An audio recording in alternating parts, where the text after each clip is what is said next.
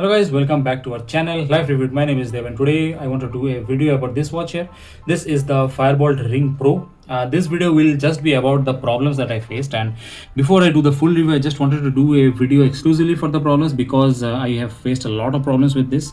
So let us not waste any more time and let me just start with a list of problems. So let me first start with its messages, the message display here.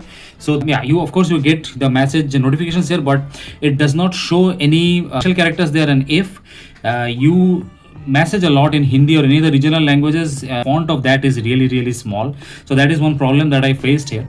So the second problem that actually this has is about its sensors. So this has, on paper it has all the sensors, it has SpO2, step count and heart rate sensor, but all of those are really bad. This is just for the name of it.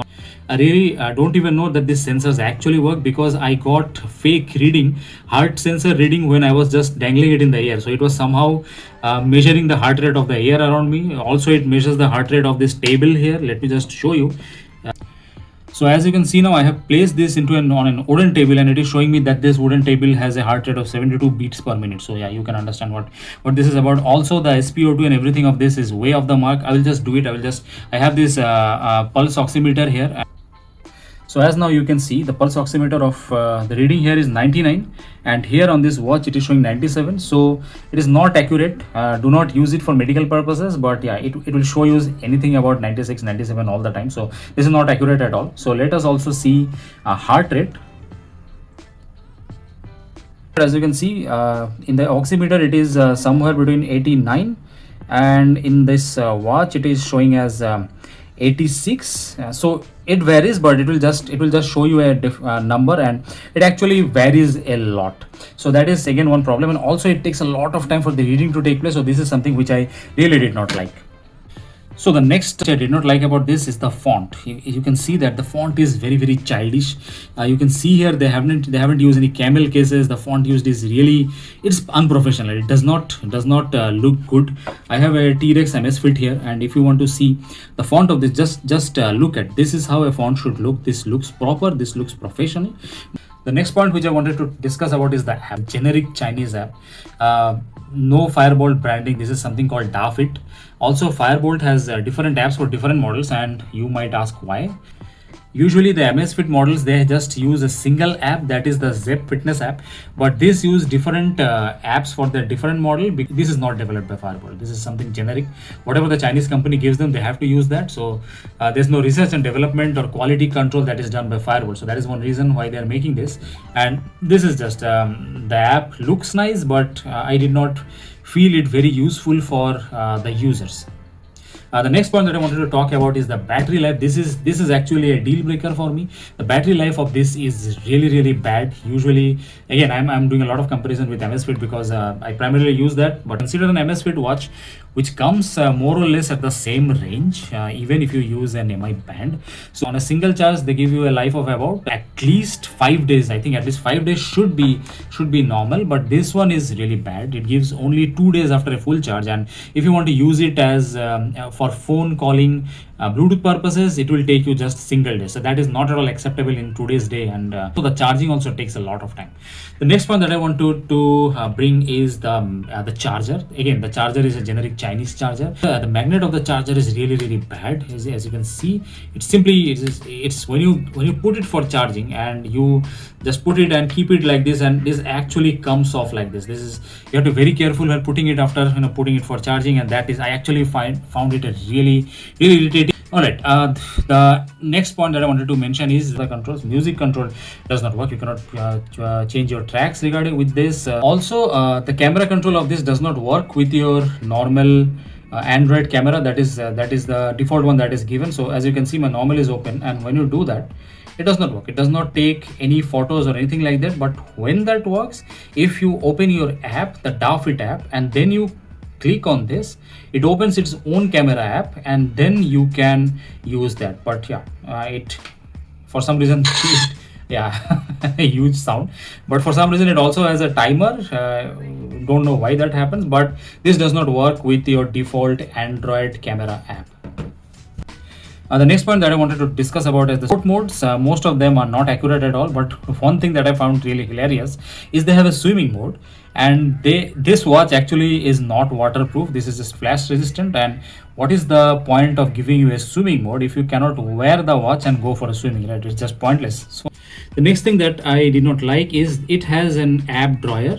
So they show it as a feature. So, but yeah, at a glance, it gives you good amount of information. But the icons of these are too small to be of any practical use. And also, once you have brought this out, I found it really difficult to put it back inside. So it just gave me a lot of heartburn. So after a lot of trying, as you can see, it does not go inside. So yeah, that is really irritating for me, right? The next thing which I did not like, again, this scroll wheel, you can change the watch faces directly using this scroll wheel. So this is something which I found irritating, because in your day-to-day life, when you're wearing this watch, this scroll wheel gets rotated very easily, and every time the my watch face gets changed and changed to something which I did not like, something like this. And I really do not want to see Virat Kohli's face every time. So every time it gets changed, and every time I have to manually set it. So this is one thing which I really did not like.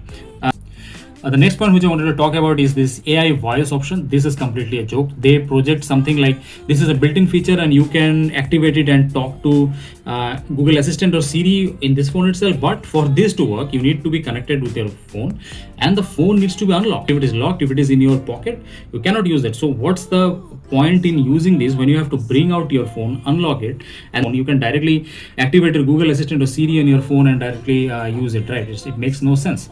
The next point that I wanted to talk about is the Bluetooth calling. So they project it like it's like the premium watches like Samsung or Apple watches, but this is simply they're using this as a Bluetooth headset. So that means is when connected, the call will directly go to your watch. That is fine, but when this then this watch will act as a Bluetooth speaker.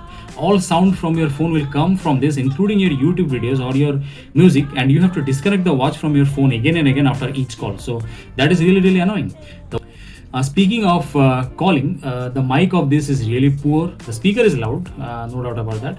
But while using outdoors, this is totally not usable. The mic, it picks up a lot of sound, and your voice will not be audible at the other end.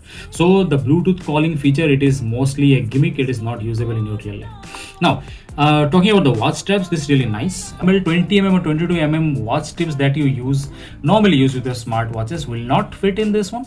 As you see, this is a slide mechanism. This is not a pin release mechanism.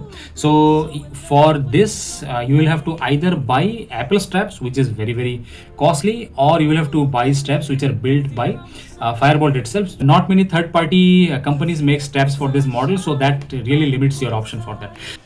Another problem which I found in this watches and which really irritated me is usually watches have a raise to wake. So this watch has a problem. It does not wake up each time that I do it.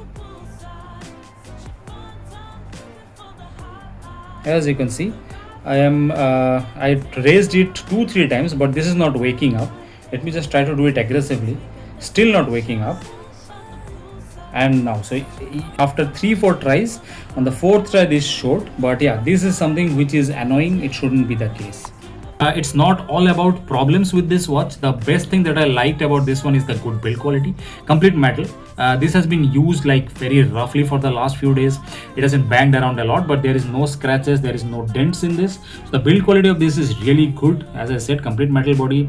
It feels premium. Speakers are really loud. But as I said, the software of this is bad, really bad experience. The sensors of this don't work.